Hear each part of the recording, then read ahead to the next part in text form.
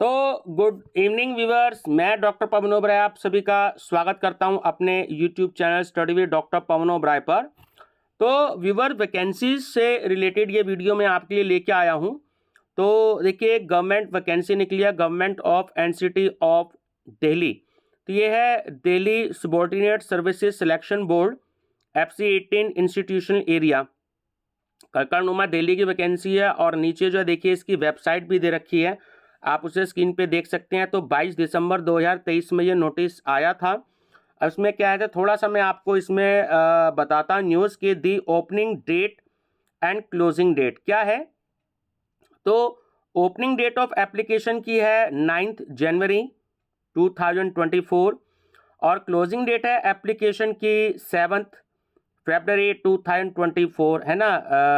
रात को 11:59, है ना, 11:59 तक रात को है। तो आप फॉर्म फिल कर सकते हैं, लगभग 1 महीने तक की डेट है।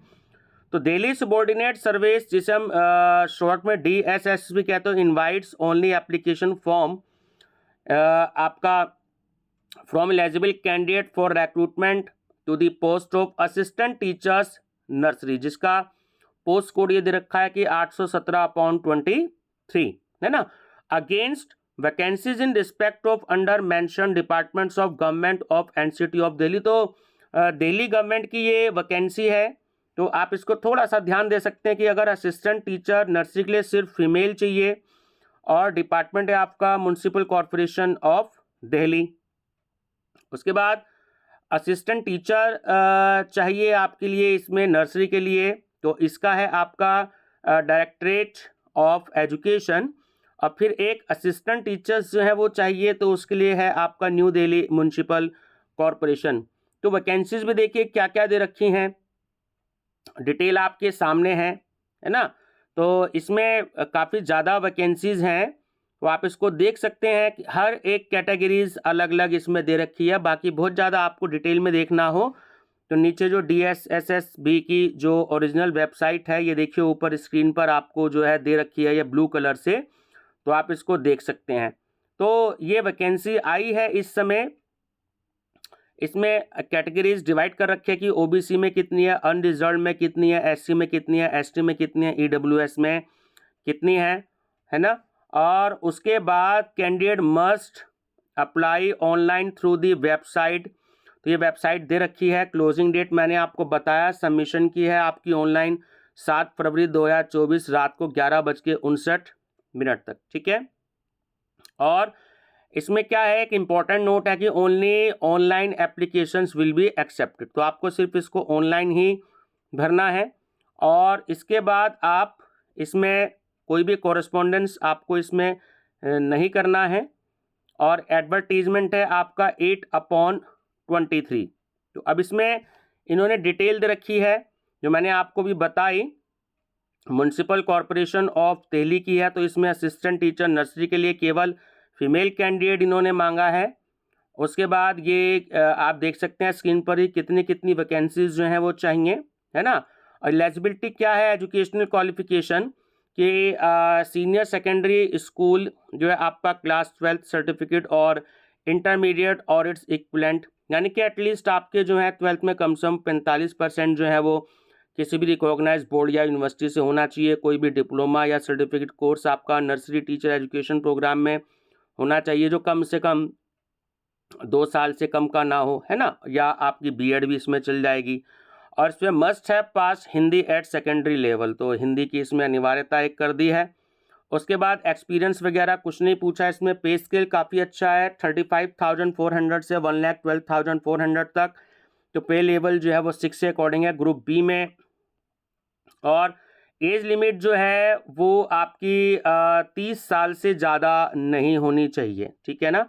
लेकिन कुछ रिलैक्सेशन भी दे रखा है कि जो गवर्नमेंट सर्वेंट हैं 5 साल तक का अकॉर्डिंग्स विद दी इंस्ट्रक्शंस और orders issued by the central government, ठीक है। तो सेंट्रल गवर्नमेंट के अकॉर्डिंग जो है वो 5 साल तक का रिलैक्सेशन भी दिया जा सकता है एज लिमिट में। वैसे 30 साल तक आपकी एज जो है वो इससे ज़्यादा नहीं होनी चाहिए। ऐसे ही जो सेकंड वैकेंसी है आपकी डायरेक्टरेट ऑफ एजुकेशन की है, तो उसमें असिस्टेंट टीचर है नर्सरी के लिए। इसमें भी जो है आपकी कैटेगरी देखिए इन्होंने दे रखी है, इसके लिए एजुकेशनल क्वालिफिकेशन भी लगभग सेम ही है। सीनियर सेकेंडरी लेवल जो है आपकी क्लास 12th सर्टिफिकेट और इंटरमीडिएट और इट्स इक्विवेलेंट विद एटलीस्ट, यानी 45% आपसे इसमें मांगे हैं 12th में, है ना। ऐसे ही डिप्लोमा कोर्स भी मांगा है, कोई सर्टिफिकेट मांगा है, या बीएड जो है वो मांगी है ना। मस्ट है पास हिंदी एट सेकेंडरी लेवल, तो ये भी इन्होंने मांगा है। तो ये सारी बेसिकली चीज़ है। इसका भी जो है पे स्केल 35,400 से 1,12,400 जो है ये इसका दे रखा है पे स्केल। उसके बाद सेम जो है इसमें भी यही कंडीशन है कि 30 साल से ज़्यादा की जो है वो एज नहीं होनी चाहिए।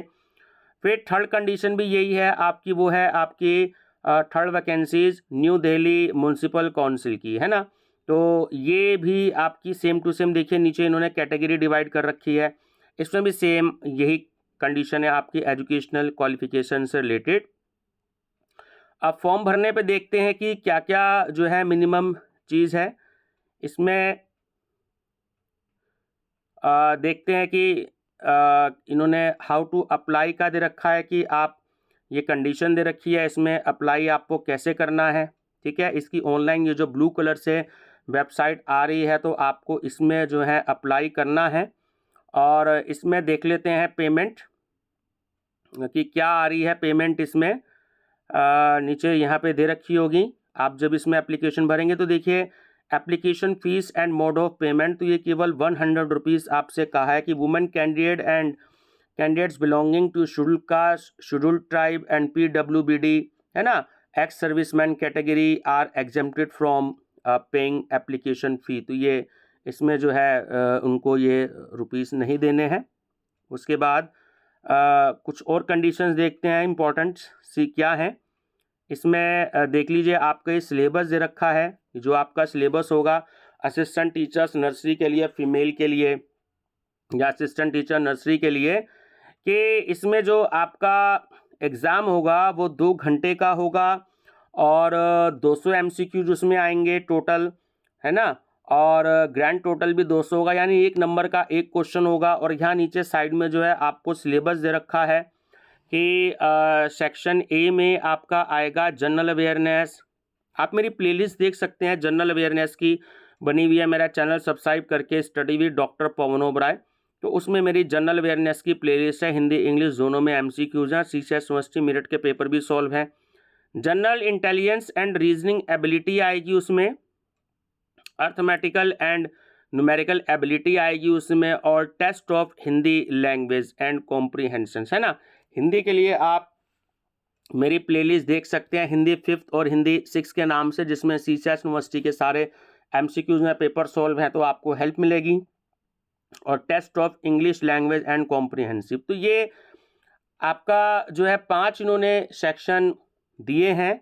तो हर एक सेक्शन 20-20 नंबर का आपका होगा, तो टोटल 100 नंबर का आपका ये हो गया। और सेक्शन बी क्या है इसका, MCQs of 1 mark each from the subject concern teaching methodology oblique BLED oblique DLED, है ना। ये आपका सेक्शन बी होगा। एंटिटी, तो इससे रिलेटेड भी आपका सेक्शन बी होगा, तो वो टोटल आपके 100 नंबर के होंगे, ठीक है व्यूअर्स।